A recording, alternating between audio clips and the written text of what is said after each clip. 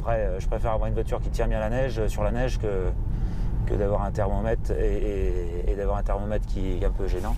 Alors là, voilà, typiquement, voilà, là je suis parti en luge, ça c'est intéressant, justement parce qu'en fait j'ai lâché mon frein, ma pédale d'accélérateur, hein, donc je suis parti en freinage récupératif, mais il n'a pas du tout lancé le freinage récupératif.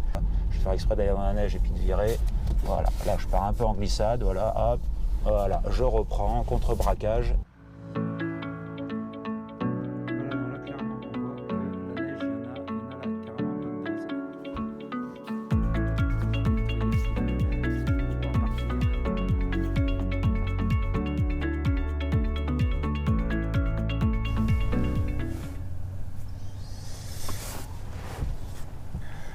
Allez, reparti.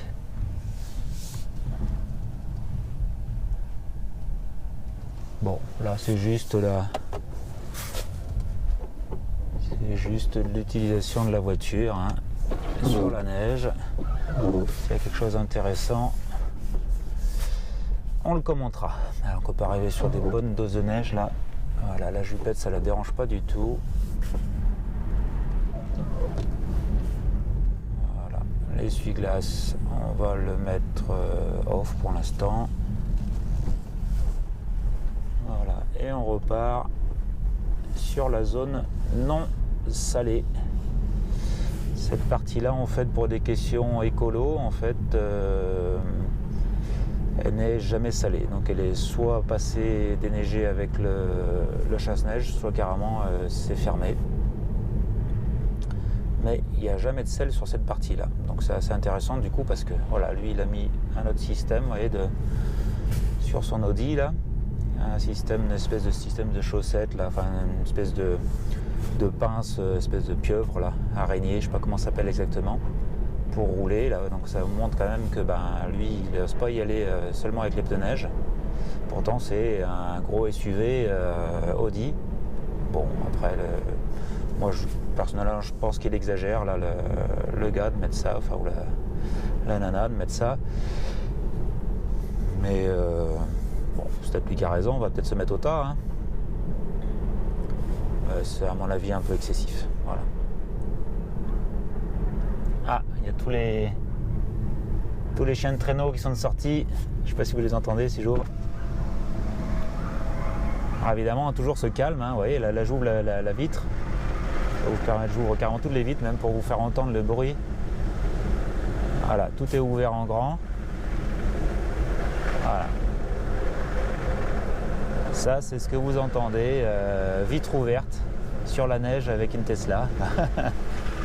C'est assez magique, quoi. Hein.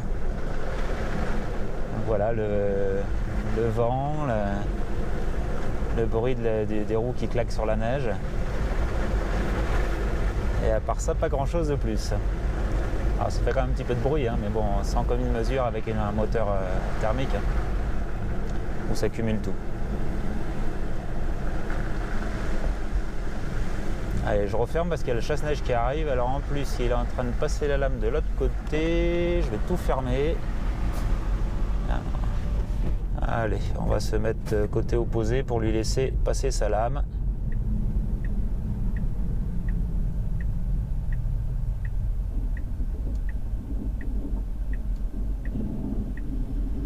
Voilà, comme ça il peut bien faire son boulot. Impec. Voilà. Alors il a beau passer la lame, vous voyez, hein, il en reste encore hein, sur la route évidemment. Hein, c'est pas... Voilà, en plus il est plutôt en train de nettoyer le bord que de nettoyer la route.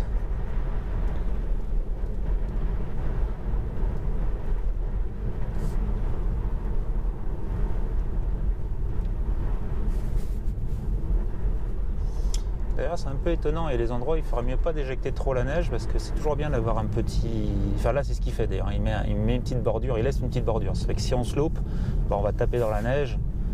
Bon, à part abîmer un petit peu de plastique, on va pas abîmer grand chose quoi. Voilà, ça c'est bien fait là sur cette partie droite là. On peut pas passer au travers et finir dans les arbres. Là. Voilà. Ou à moins d'arriver vite. Hein. Si on arrive vraiment vite là, on peut y aller. Mais si on y va doucement, la neige va l'emporter sur sur l'inertie de la voiture et la voiture va finir par s'arrêter.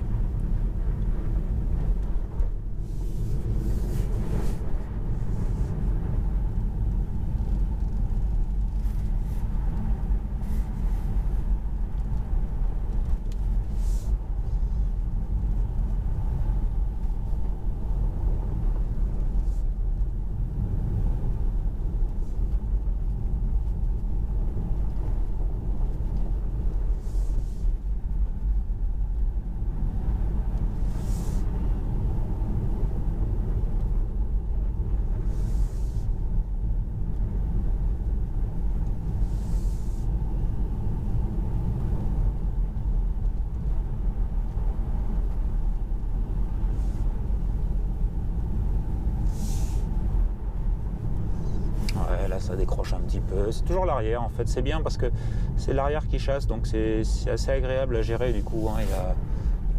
L'avant tenant toujours, ben ça, il y a juste qu'à contrebraquer en fait.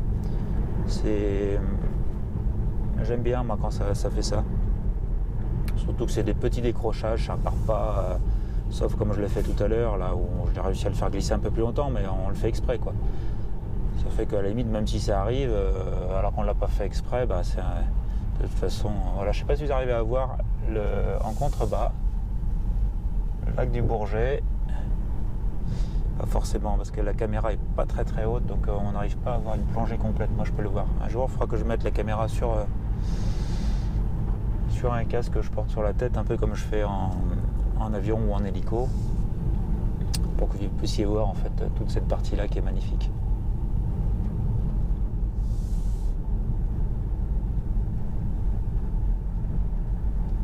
Bon, là ça roule pépère devant, hein. Voilà, ils sentent un petit peu moins bien a priori devant. Mais bon, vaut mieux le sentir moins bien que trop bien et finir dans le fossé.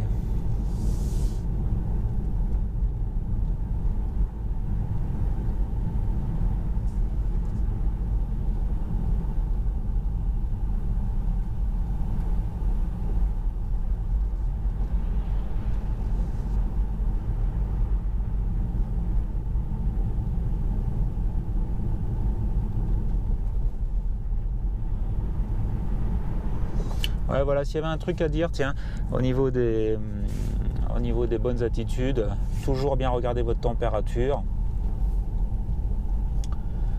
Ça vous donne une bonne info en fait sur le. Alors et puis il faut le faire, quand vous êtes en montagne, il faut le faire d'un jour sur l'autre en fait. Il faut savoir quelle température il y avait hier, comment ça a évolué, comment c'est actuellement. Donc ça c'est un bon truc à faire. Avoir une voiture en montagne sans thermomètre, information instantanée, à mon avis, c'est s'enlever une information très utile. Et l'autre chose donc sur la Tesla, plus propre à la Tesla, c'est le freinage récupératif. Toujours avoir un coup d'œil, savoir combien il y a de petits pointillés, parce qu'elle ne va pas se comporter de la même manière. Et donc il va falloir anticiper. En fait la façon où on relâche la pédale accélérateur freinage, quoi. C'est la même pédale. Bon, le bus, si ça le dérange pas, on va partir devant lui. Ah bah non, il veut quand même partir devant. Bon voilà. Ok, bah par devant. Ok, il me laisse passer, merci. Merci. Il est sympa, impeccable.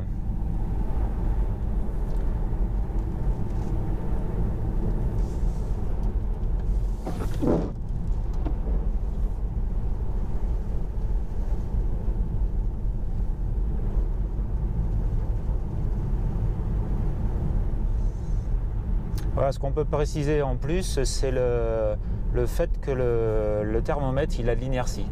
Ça, je ne sais pas s'ils peuvent faire une modification au niveau des updates sur les prochaines mises à jour du soft de la voiture, puisqu'ils font des mises à jour plus qu'une fois par mois, ils font des mises à jour, ou une fois par mois en tout cas au minimum.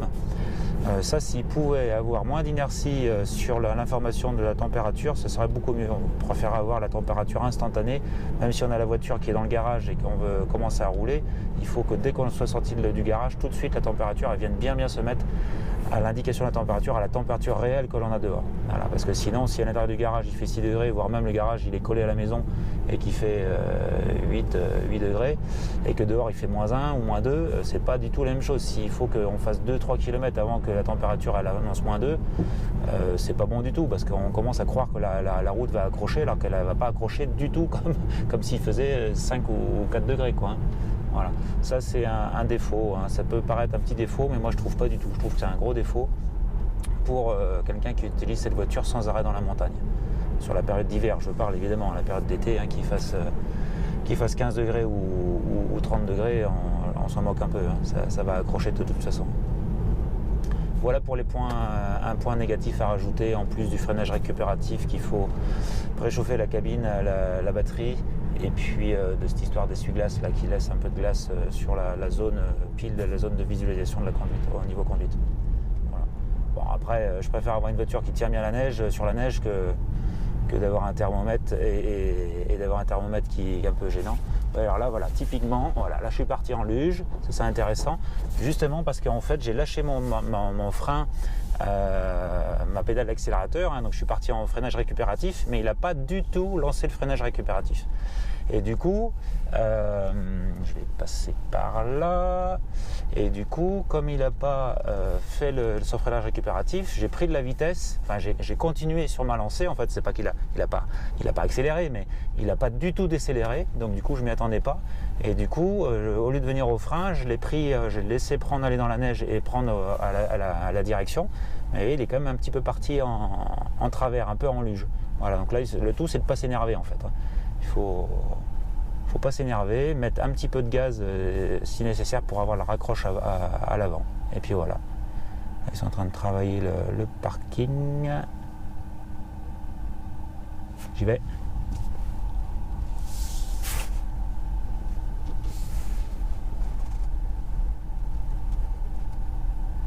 Voilà, allez, on va aller se garer. Et voir un petit peu où vous installez ces barres de... Attends, je vais me mettre sur la dernière place là-bas, c'est ça.